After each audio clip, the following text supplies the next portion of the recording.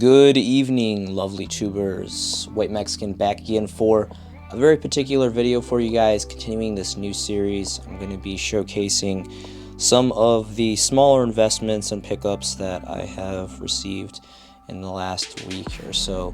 This is kind of like a mail day, kind of not. It's going to be a blend of a little bit of local trades, as well as the majority of it being from online pickups. And there's also something at the very end that I'm going to break down that is really cool, and I'm really excited to share with you guys. So I hope that you guys enjoy this installment of this video. So getting things started is going to be some of the monsters. We have 3 copies of Prismatic Nibiru. I really love this. This is my all-time favorite print of Nibiru, and it's the original print as well. I picked these up for 4 bones a piece offline, so very affordable. I think anything from 4 to 3 to 2. Very unlikely that's going to go to 2 to 3. It's been a long time since I've seen this drop all the way down to 4, and there was only a playset available for the 4 bone price mark, so I nabbed a copy of his playset. Was really excited about that. These are completely gorgeous, and they come in and out of the metagame, and it's just an all-around awesome hand trap. So that's what we got to start. Next, we got a single copy of Cross Sheep. This was under a bone. This was part of a throw-in for a trade. I really love the prismatic rarity in this, and just an awesome rank 2, link 2. This is really awesome. Really great artwork on this. Dramaturge is going to be next. So these are insanely affordable. I absolutely love the prismatic reprints in this. A lot of people got these. It was very easy to pull in the megatins this year, so their price has just plummeted. Personally, this just looks so gorgeous, and it's actually a really great card that you can pretty much run in any fusion area or fusion deck. Obviously, it's run brand Despia for the most part, but I think it's a really undervalued card. I mean, it's like pretty much like a bone, last 0.5 of a bone, and again, it just has that gorgeous prismatic secret rare. And it's just a really good card, I think, personally. Next is going to be Dark Lord Morningstar 1. This has amazing artwork. This is a first edition original print. Destiny Soldiers, I believe, was the set. Dark Lords are just really great. They're a dark fairy based deck that I think is really underrated. It's not super competitive right now. Obviously, there's a lot of crazy stuff running around right now, but they have really great artwork, and the synergy and mechanics behind the deck is really cool. And this was like 2 or 3 bones. It was part of a trade as well that I got at my locals, so this is really cool. Windwitch Ice Bell is going to be next. So these are obscenely affordable, and they have been for quite some time. These are the reprint secret rare variants from Shining Shadows in Valhalla. Just completely gorgeous artwork on this, and obviously this is used in the combination to pull out, is it Clearwing or Crystal Synchro Dragon? I forget the name of it, but really great stuff. These are insanely affordable. They're like under a bone again, and it's just really gorgeous. So anytime people have these in their trade binders, I always pick them up every time they're available for bulk. I have several of these. Just a really great card. Next are some speed duel stuff. So DD Warrior Lady and Don Zalug First Edition Secret. These are just completely gorgeous. I love them. I'm going to try to get the lighting in there. A lot of people downplay speed duels because they have this like speed duel stamp right here that they really don't like. I don't really mind too much. I think it's kind of cool how it's like kind of like a, you know, it's like stamps where you like get them on your wrist and like you only see them under black light. It kind of reminds me of that. It's kind of cool. I don't know anything about speed duels. I've never invested really outside of like the couple special box sets that had secrets for some reprints or some rarity upgrades like this, like Don Zalug, hand control format, super Gen 1, super nostalgic, and this is just completely amazing aesthetically. It looks great. And again, these are just a couple dollars a piece. I think DD Warrior there's like 3-ish, 4 right now, and Zalug is like 2. So I actually have multiple copies of this coming in mail. I picked up a pretty bulky set of Zalug, but I believe this is my first Warrior Lady, and I picked these both up in a trade. So these are just gorgeous rarity updates for super old cards. An Entis from Mavens. This is just a really great card. Again, I think this is insanely undervalued right now. I mean, they're like pretty much 0.5 a bone to a bone. And this is just a really great card. I'm an Eldritch player, and every once in a while I like to play Punishment, and this is just an amazing card. It's not just for that, but really great artwork too. And Mavens did a very good job for these ultra rares. I mean, it is just utterly disgusting because it is an ultra rare regardless, but I'll admit that Konami did very well with this set as far as the print quality, and it does look not terribly disgusting, but still disgusting because it is an ultra rare, but very affordable. If you guys can pick these up, Again, there's so many so affordable cards from this set. They're just in bulk mass right now, so I really highly recommend you guys pick them up. That was also part of a trade, and then this was also part of a trade as well. We have a super rare first edition Winda from the Showdown structure deck. Now, to my understanding, I believe this is the only print. This is the solo print for the alternative art. I like both artworks of Winda, but that aspect is just really, really cool. And again, these are like a bone. They're really, really affordable. So that was part of a trade. This super rare OTS Pack 16 Stein was also part of a trade. There's Battles of Legends First Edition Secrets, which I have multiple copies myself. I think those are really, really gorgeous, and they're actually going up right now in value, which is a big thumbs up to that. But the OTS Supers are really nice too. Very, very affordable. Just the same with Token Collector. This was OTS 18, just really cool card. There's multiple holofoils to this, or I think 1 or 2 ultras, I'm not sure, but this is OTS Super Rare. OTS Super Rares have really gorgeous quality control over just really gorgeous artwork, and I'm just really into them because they're technically still tournament packs, even though right now they're very accessible. So really affordable. That was part of a trade. Subterra Nemesis Archer is me next. Now, the original Secret Rares are just completely gorgeous. They're really aesthetically pleasing. For the first editions exclusively, they look amazing. They're great. And Subterra is actually kind of a cheese deck. It's actually kind of cool. I've never played it myself, but it looks really, really fun. It's a super control deck, and back in the day, it used to be a really, really competitive deck and quite expensive, but now it's very, very affordable for the most part. I would like to eventually invest in multiple copies of the original First Secrets because this artwork is just gorgeous, and it's just a really cool card in general. This is really cool. We have some super rare original dual terminal 5 super rare 2 Latins. These just, I mean, the proof is in the pudding. You guys can take a look at these. I think DT, especially DT Supers and Ultras, just look completely amazing. The holo foiling and the shatter foiling in this set is just completely just great. It's just awesome. It's really, really awesome. And the best thing is these are just so affordable. These were about a bone a piece. They're slowly starting to go up, but I've been picking these up for years now. I just think this is an awesome card. If you don't know what this card does, I would read it. It's kind of slow, but if you pull it off, it's relatively devastating. I believe it's at a level 8 as well, and it's a light fairy, so a lot of great synergy, and just an awesome card in general. Next is going to be some spores. So I'll admit, I kind of went ham on the spores. I have multiple bulk stacks of spores. Look at the gorgeous super rare holofoil in this. I love like the green and purple and blue. It looks super cool. These are actually the special editions from Generation Force, which is really special to me. Generation Force was around the time that I got back into the game again after high school, like around 2011-ish era of the game. And Gen Force was the first set that donned XYZs for us here in the game of the TCG, and I love black. Black's my favorite color, and XYZs are my all-time favorite extra deck monsters, so that was really important history merit to me. So I got 12 of these. These were a bone a piece. I actually bought these offline, and I actually kind of went overboard. I got several more stacks coming in the mail later on as well. Moving over to some Magic and Trap cards.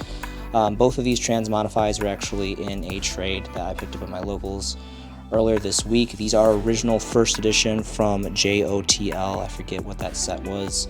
But I talked about this on my Market Watch. I really believe in this card. I think this is a really great card. It kind of just needs the right format, the right deck.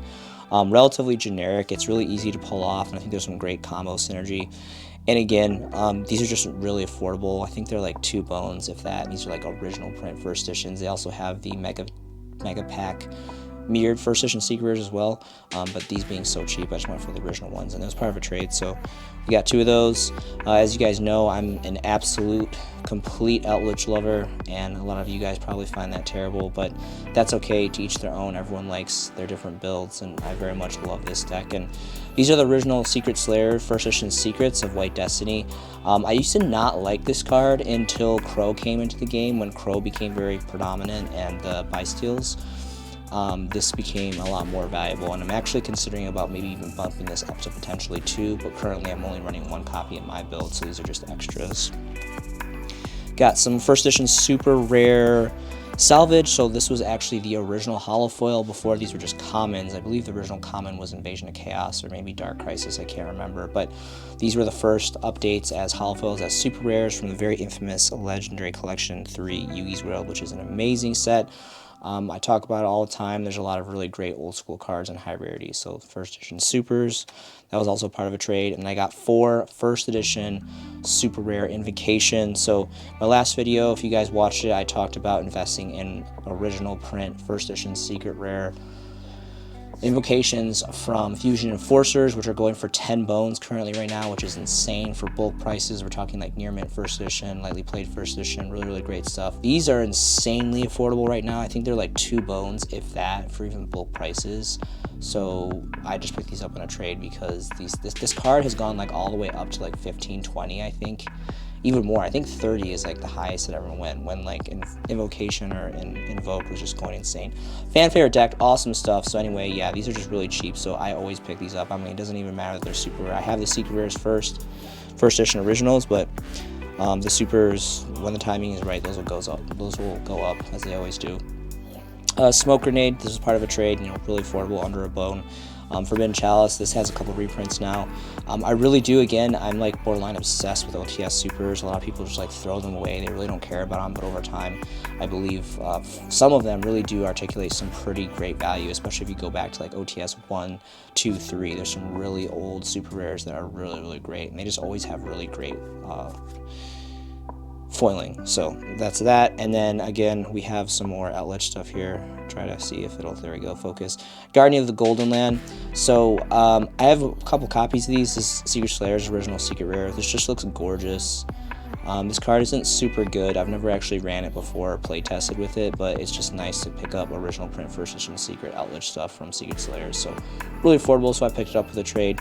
Just the same with this Royal Prison. Now this is Ghost of the Trash. But it is, again, the highest rare that we have. Unfortunately, it is ultra rare, but the original ones are just rares from Order of Chaos, I believe. So I think this supersedes the rares. So yeah, and just really great artwork and an amazing floodgate, really underrated floodgate that I think could be useful, but no one really talks about. And then Goes Match, self-explanatory. I mean, this card is insanely affordable right now. I think it's like around 2 bones. It is disgusting ultra rare, but again, Mavens did very well with their quality on that, so that's cool. And then a reboot, original first edition, super rare from Flood, really great stuff. Again, this card's going to come back eventually. It's just a matter of time, and it's just cool to have pick up the original copies. Next is going to be some Lost Art. Now, I crapped the crap out of the crapping crap on Lost Art. I'm not a fan by any means.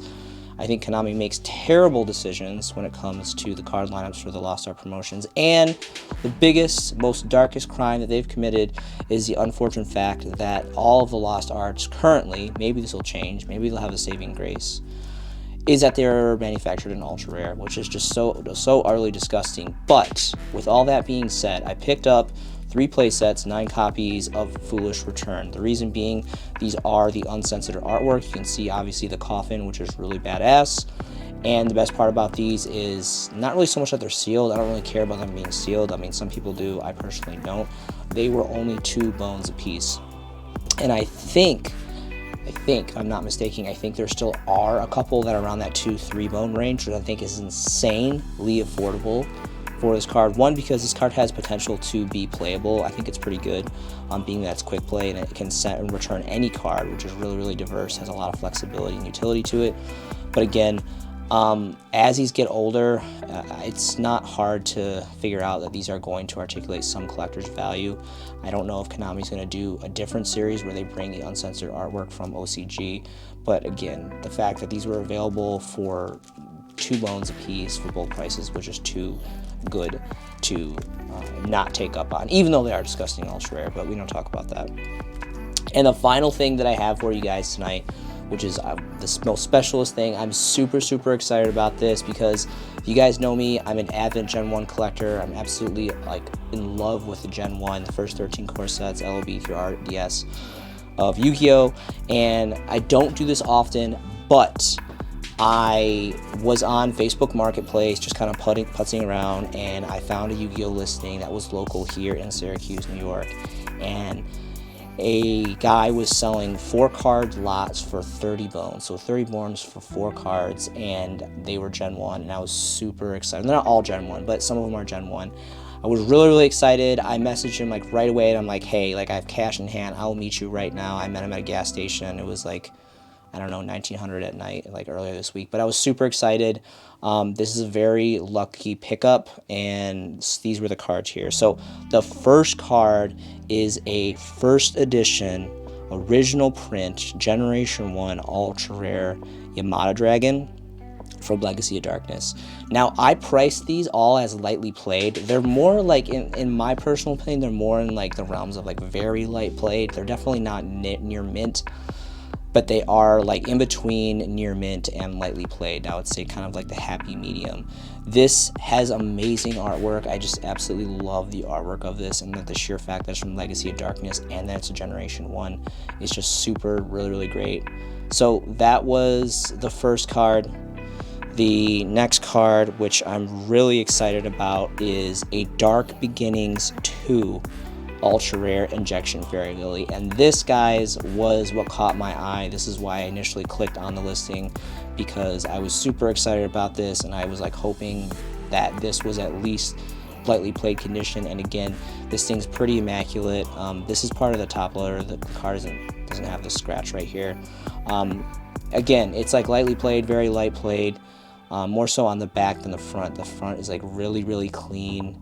And again, it's Dark Beginnings 2, so in my personal opinion, it's still very much Generation 1. This was the second printing of Injection Fairy Lily, being the original first edition secrets from Legacy of Darkness. So I was really excited to pick up a copy of this. I have multiple first edition secrets from LOD, but I've never had, I think this is my first copy of Dark Beginning 2, the Ultra reprint. So really gorgeous. The next card is an Ultimate Rare Ojama King from, what was this set from? I forget. This is Soul of the Duelist, I believe, SOD, if that's what that was. Now, it's not first edition. It's unlimited, unfortunately. But again, it's pretty clean. It's, again, in between that light played, very light played condition. And I know a lot of people like this. It is gorgeous, I'll admit. Really silly artwork. It's kind of funny how people like Ojamas. I think they're like utterly like ugly. They're just not good looking. But being that this is an old school ultimate rare, it does look aesthetically pretty great.